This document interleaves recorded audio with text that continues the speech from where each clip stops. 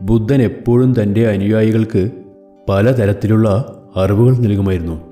അദ്ദേഹത്തിൻ്റെ പ്രഭാഷണം കേൾക്കാൻ ഗ്രാമങ്ങളിൽ നിന്ന് മാത്രമല്ല ദൂരെ സ്ഥലങ്ങളിൽ നിന്നും നിരവധി ആളുകൾ എത്തുമായിരുന്നു.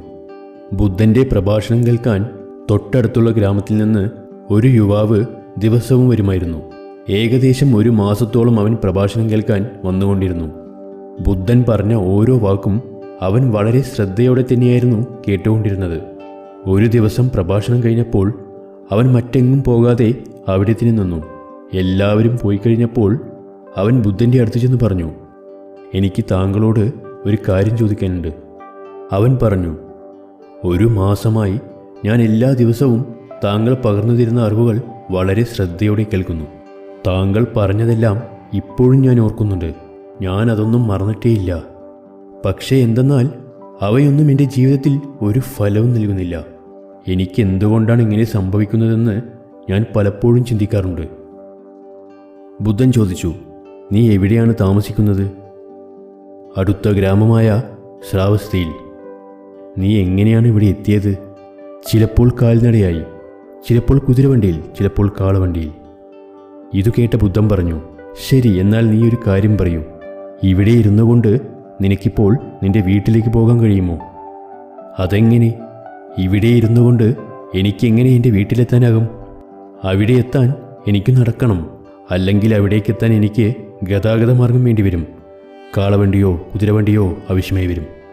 ഇതു കേട്ട ബുദ്ധൻ പറഞ്ഞു, ശരിയാണ്, ലക്ഷ്യത്തിലെത്താൻ ഒരാൾക്ക് നടക്കണം. ചലിക്കാതെ ലക്ഷ്യത്തിലെത്താൻ കഴിയില്ല. അതുപോലെ ജീവിതത്തിൽ മാറ്റം കൊണ്ടുവരാൻ നിനക്ക് ലഭിക്കുന്ന അറിവുകൾ നീ പാലിക്കണം. കേവലം കേൾക്കുന്നത് കൊണ്ട് മാത്രം ജീവിതത്തിൽ ഈ അറിവുകൾ ഫലപ്രദമാവില്ല. നിനക്കിവിടെ ഇരുന്നു കൊണ്ട് നിന്റെ ഗ്രാമത്തിലേക്കെത്താം. അത് എങ്ങനെയെന്നാൽ നിന്റെ ചിന്തയിലൂടെ.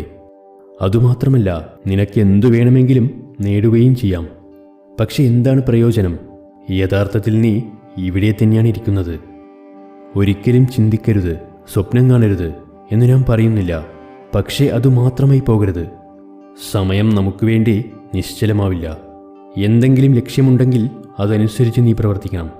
ലഭിക്കുന്ന അറിവുകൾ നിന്റെ ജീവിതത്തിൽ പ്രയോഗിക്കുക, പാത പിന്തുടരുക. അപ്പോൾ നിന്റെ ജീവിതത്തിൽ നല്ല മാറ്റം കാണാൻ കഴിയും. ഓരോ ദിവസവും നമ്മൾ ഒരുപാട് നല്ലതും ചീത്തയുമായ കാര്യങ്ങൾ കേൾക്കുന്നു. അതിൽ ചിലത് ഓർക്കുകയും ചിലത് അവഗണിക്കുകയും ചെയ്യുന്നു. ഓർത്ത ചില കാര്യങ്ങൾ കുറച്ചുകാലം നമ്മുടെ മനസ്സിൽ തങ്ങി നിൽക്കും, പിന്നെ നമ്മളത് മറക്കും. ചിലത് ഓർമ്മകളുടെ രൂപത്തിൽ നമ്മുടെ ഉപബോധ മനസ്സിൽ സൂക്ഷിക്കുന്നു. എന്നാൽ നമ്മൾ പിന്തുടരാൻ ശ്രമിക്കുന്ന കാര്യങ്ങൾ നമ്മുടെ ജീവിതത്തെ മാറ്റുന്നു. അവ ക്രമേണ നമ്മുടെ ശീലങ്ങളിൽ അലിഞ്ഞു ചേരുകയും ഒടുവിൽ നമ്മുടെ സ്വഭാവത്തിൽ ഇടപെട്ടുകൊണ്ട് നമ്മുടെ വ്യക്തിത്വത്തിൻ്റെ ഭാഗമാവുകയും ചെയ്യുന്നു. അതിനാൽ നിങ്ങളുടെ ജീവിതത്തിൽ ഒരു നല്ല മാറ്റം കൊണ്ടുവരാൻ നിങ്ങൾ ആഗ്രഹിക്കുന്നുവെങ്കിൽ നല്ല കാര്യങ്ങൾ വെറുതെ കേൾക്കുക മാത്രം ചെയ്യാതെ അവയെ പിന്തുടരുക, അതിനുവേണ്ടി പ്രവർത്തിക്കുക.